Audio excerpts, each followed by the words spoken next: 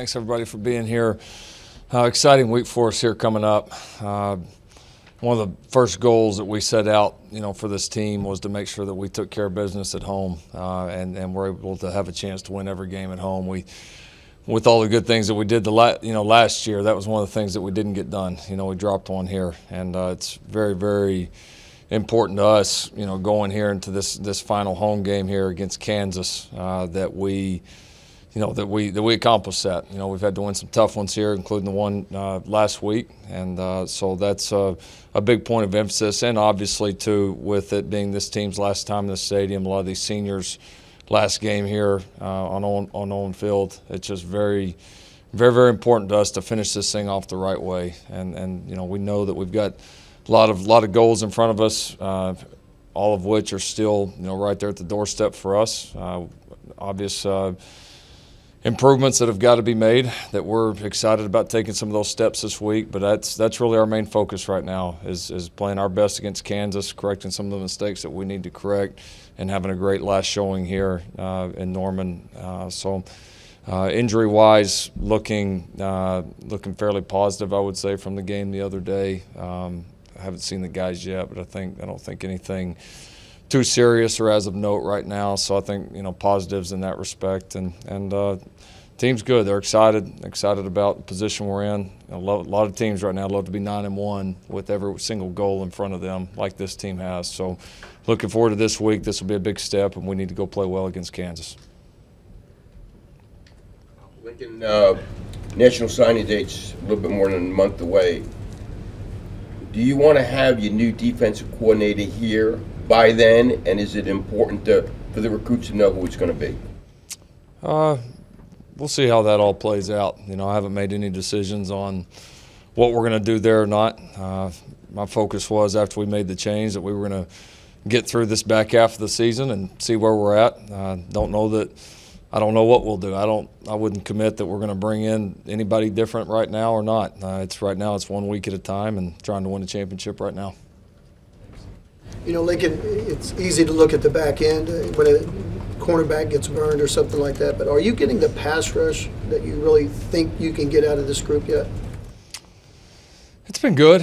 I think it can get better.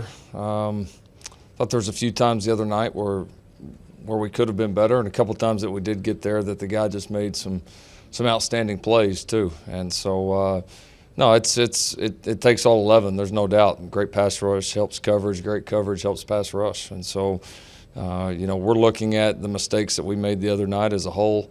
A lot of them, again, we or the fans, people on TV, they see the one guy that gives up a play, but they don't realize the impact of the other 10 as well. So certainly the mistakes that we made, we got to all be better, and there were obviously some critical plays where we all were good and we made the plays.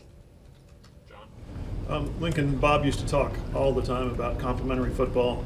I thought Saturday was a real example of the antithesis of that, where the offense does one thing and the defense is doing something else, or vice versa.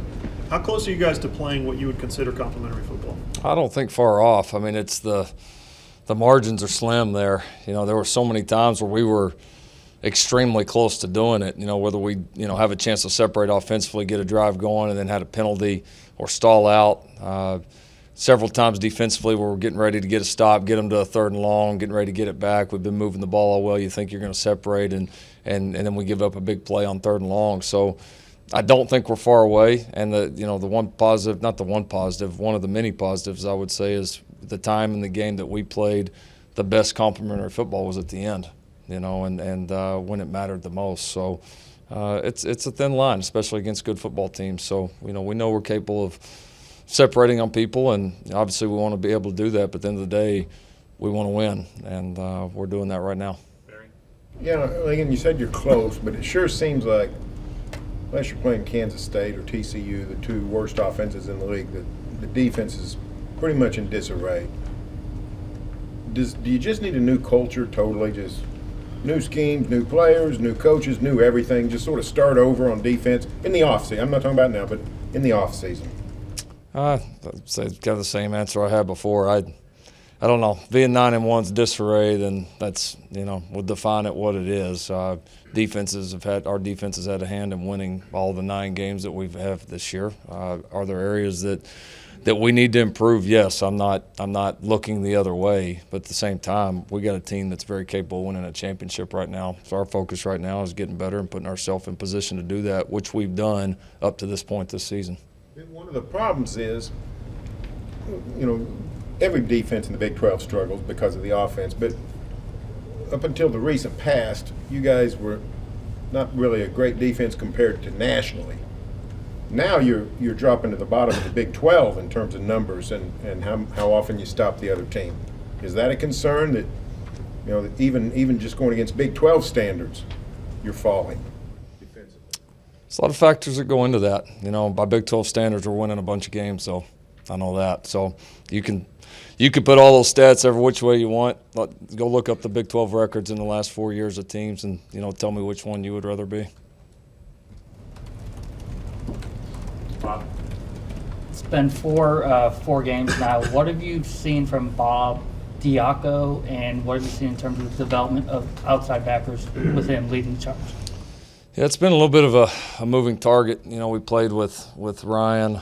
We played really with 3 different guys there. We've played with Ryan Jones. We've used Mark Jackson, and obviously used Caleb some the other day. So I think for us, it's been trying to kind of settle in on what lineup we want to use. Bob has been a positive influence. There's no question about it. I mean, he's, I've spoke at length about, how qualified he is, the energy he brings. He's a great voice in the room, which he was before, even in his previous role. So that group's working together. They're, what you charge a group like that to do when you make as significant a change as we did midseason is not easy, and you're not going to correct everything overnight. I think we all knew that, and but I think those guys are working together well. We're not happy with how we played last Saturday by any stretch. We got to play better, but we are playing really good at some big moments, and those of us in those walls, we see the makings of being what we want to be. We can, and we're not that far off, and we're going to push like hell to get there. And Bob's a big part of that. Joey? Yeah, you guys only had 2 active running backs last week. What is TJ Pledger's status with his hip, and any chance he can go this week? Yeah, I would say questionable for this week. It's not a long-term deal, but we've just got to see how he responds to treatment. Had a few days off there towards the end of the week after he got dinged up. So, we're counting on, that buying us a little bit of time, and certainly hopeful that he'll be ready this week. Lincoln, sort of along those lines, you only have 2 scholarship running backs. TJ's not available. 1 center there with Creed. What would you do behind those 2 at those positions, and how early do you start thinking about emergency plans when you get into situations like this where your depth disappears? Yeah, no, you always think about it, especially at center, just because, you can. And I'll preface this by saying I'm not going to say what our plans will be just for schematic advantages. But especially at center, you got to be ready, because it's not like you can go grab, a skill guy and teach him, handing the ball a few times and do some things back there. Not that it's going to be perfect, but you see like the way the Patriots are using the Cordero Patterson right now. You can get by with that. You can't just go teach a guy to snap overnight. And play that position and do all we do. So we've had some emergency plans in place. Like I said, and I'm glad we did, even though this year we felt like the center depth coming in was probably the best we've ever had it, where you got Creed, of course, and then you had Alvarez, who'd played a lot of games here, and you had Alex Dalton, who's played a lot of ball around here too. So we felt really strong going in, but things happen. This has kind of been a funny year with those kind of injuries for us, and you got to be able to adjust, and so we've got a plan ready to go if need be. Seems like on offense, the only people stopping you are yourselves with penalties. How do you correct that? We did a much better job the other night. I thought our penalties were pretty good. We didn't have anything after the play. We had 1 false start. Bobby had a hold that he definitely held on. It was the right call. Cody had a hold that was that wasn't the right call.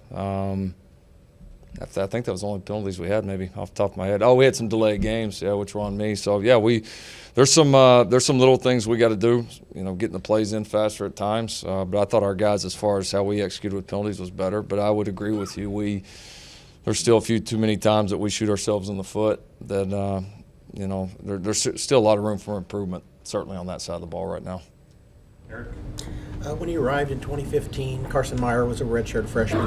What did you see out of Carson when you first got here, and then how much has he really progressed to what he's been for you this year? Yeah, he's progressed as much as anybody we've had. All those reps through all the years behind the scenes with Dimitri taking most of them in games have added up. And then I do think there's a little bit with him of, sometimes guys, you see them, you get to that senior year and they maybe hadn't had a huge role on the team before, and they get that opportunity and they gain some confidence and they get as invested as they've ever been, and they play some of the best ball of their lives. And that's what he's doing right now. I mean, he's blocked really well. He's mentally come a long ways, because that's a very demanding position mentally with all we put on those guys. And then I would say the big bonus has been is how much of a threat he's become in the receiving game. I mean, he's made some game-changing plays for us there. Coach, your rushing offense has really started to find its groove over the last month, especially after Rodney Anderson's injury. And now, with Marquise nicked up the last couple weeks, you saw CeeDee Lamb break out against Kansas State, and then Lee Morris against Texas Tech. How nice of a luxury is it knowing that your offense can keep rolling without arguably the best players at those skill positions, and what do you attribute to that success? No, it's great. We've had a lot of guys step up. Times when you need it, you go through years. We had a year. Last year we didn't have many guys get banged up. This year's been a little bit different, and like they all are. And you lose a guy here or there, nobody's going to feel sorry for you, especially not here. And so you got to keep rolling. I would attribute to just the expectations of that group, and then how well we've played up front. I mean, those have been the keys. And when we have had an injury or something not go our way, our guys have, continue to kind of trek on. They haven't let it bother them, and that's what you got to do. It's truly next man up. You guys have to answer these defensive questions a lot, since October, and you have a guy in Curtis Bolton who essentially has kind of become the spokesman for your defense in a lot of ways. How important is it, do you think, to have a guy like that can sort of speak to the issues the defense is having, but then maybe also stand up for it too at times when he feels that's necessary? And you have to have leaders, and you have to have guys that truly understand the entire situation, understand what you're doing well, and also have a realization for the things that you have to do better. And you can't hide behind some of the mistakes that we've made, but you also, the flip side of that is there's the makings of a championship caliber defense in that room, and you see bits and pieces on the field.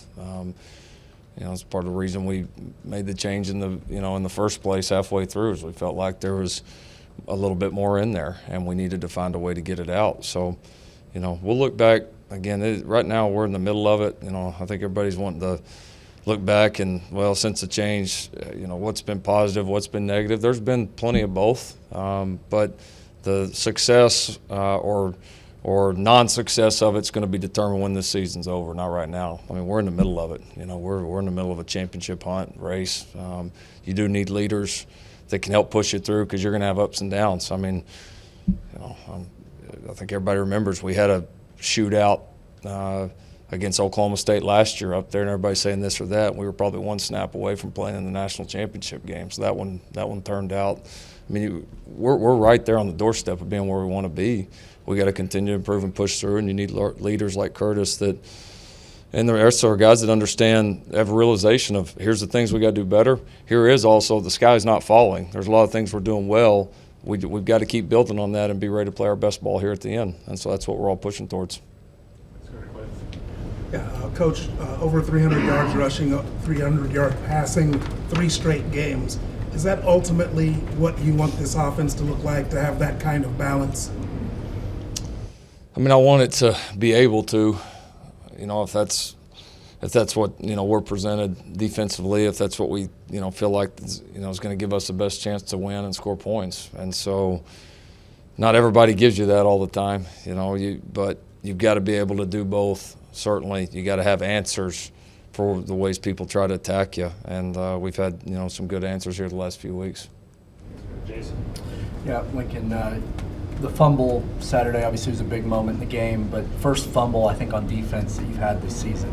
What do you guys have to do to start forcing more takeaways? I mean, I think it's the physicality with which you play. I mean, Bolton's hit there was one of the most violent hits that we've had all year. When you play violent, you separate people from the ball, and so there's always kind of the age-old question of turnovers. Sometimes you're doing a lot of things right. We've actually been tipping quite a few balls. We've been in position to make some plays. We've been, I still think our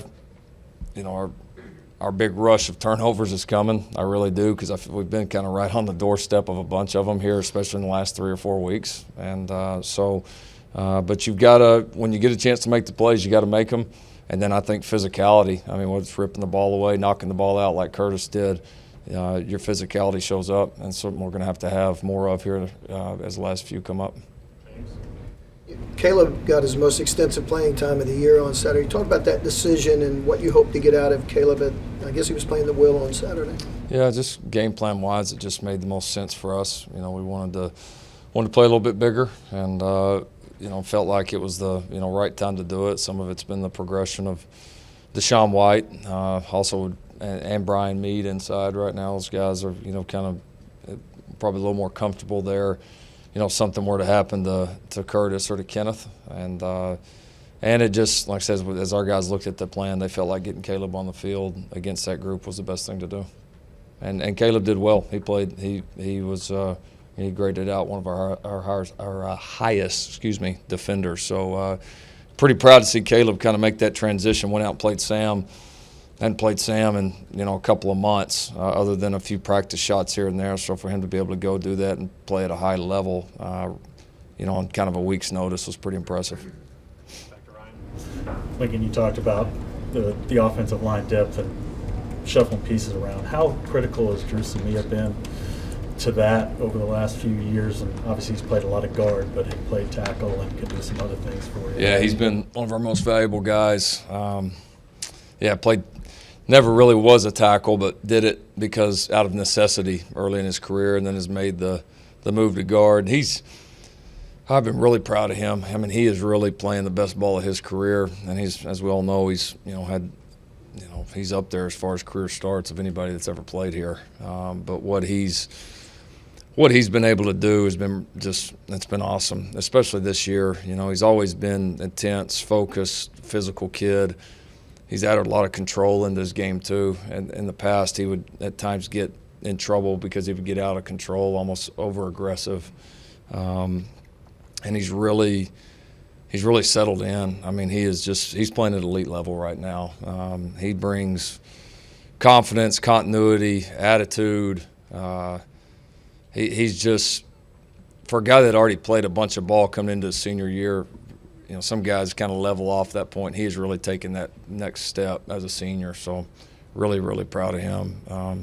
And he's a guy we've been through a bunch of wars with. So he's been a huge contributor here for a long time.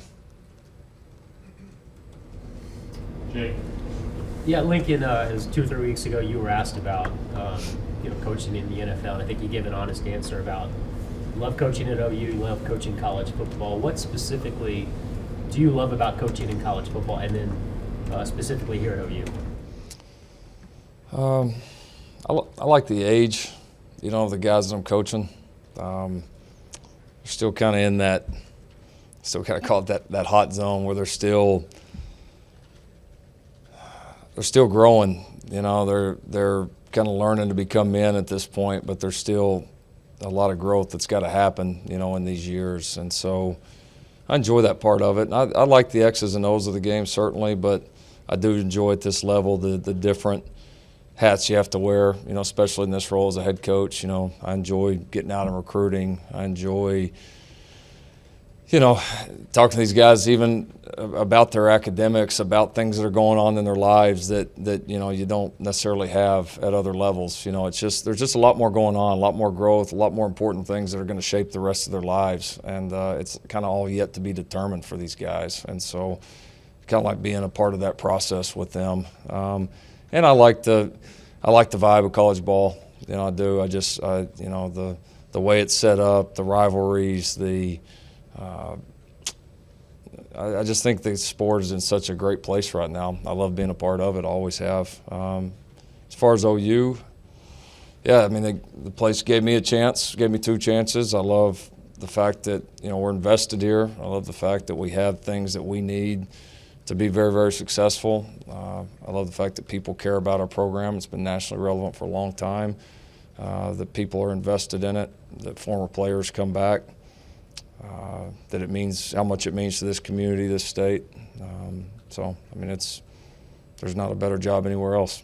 Switzer said that a lot of NFL coaches would rather have your job than the one they maybe have at the NFL. Do you kind of feel that way, that this is a job, regardless of level, that's as good as maybe any out there? No doubt. I think you ask anybody, they're going to agree with that. There's no question. To coach football, any level, anywhere, this is absolutely one of the elite programs out there, regardless of level, without a doubt.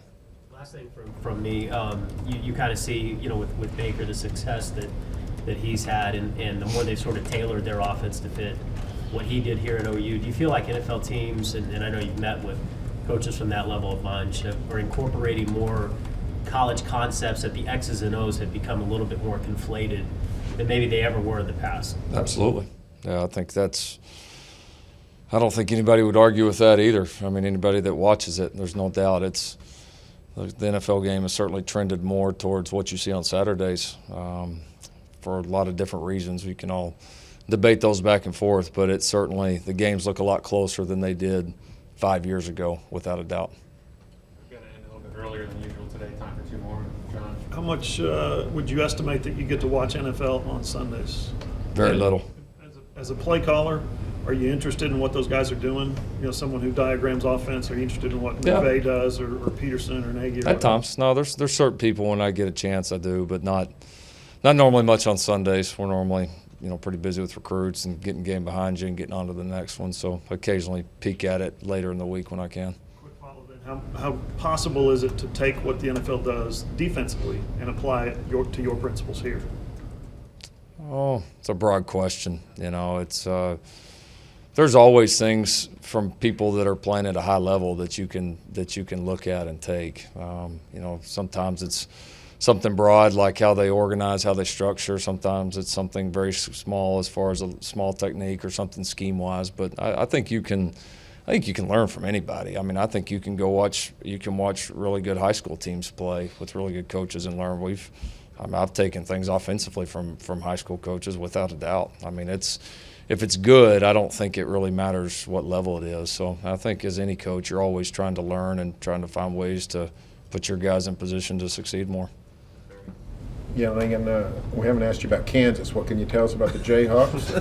And we have a game this week, too. Yeah. And also, on top of that, you've coached against your brother before, but now it's a situation where that staff, David's been out, so you got that element of it, too. Your brother's thoughts as this Kansas thing winds down for Beatty's staff.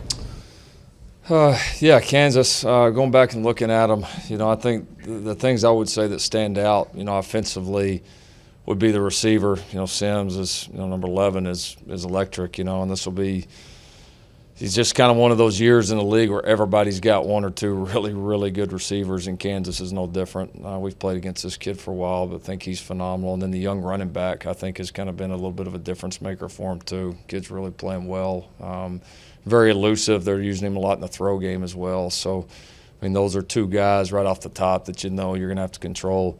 Defensively, they're playing well. I think they're number 1 in the league right now, just within league games of points per game allowed. So they're doing a tremendous job. Clint Bowen, their defensive coordinator, I've always thought schematically has been one of the top guys out there. He puts those guys in position to play. they do a good job of mixing up looks. Did a nice job, I thought, against us last year, probably as good as anybody did, honestly. So I think he's really good. I mean, the D tackle wise, I mean, everybody knows without a doubt it's one of the top guys in the conference. I know the linebacker Deneen's one of the top tackle guys in the country right now. Safeties, I think, are very impressive kids, guys that get downhill, very, very physical. So I mean, they're playing well defensively and have held down a lot of top offenses for a reason. So yeah, and as far as the deal with my brother, it's never easy in a game like this, and then certainly what they're going through there. I don't want to certainly put words in his mouth. It's part of this business, as we all know. He's a good young coach, and there's a lot of really good coaches on that staff that, regardless of what happens there here at the end of the year, those guys aren't going to have a hard time finding jobs. That's a good staff with a lot of good coaches, David, all of them included.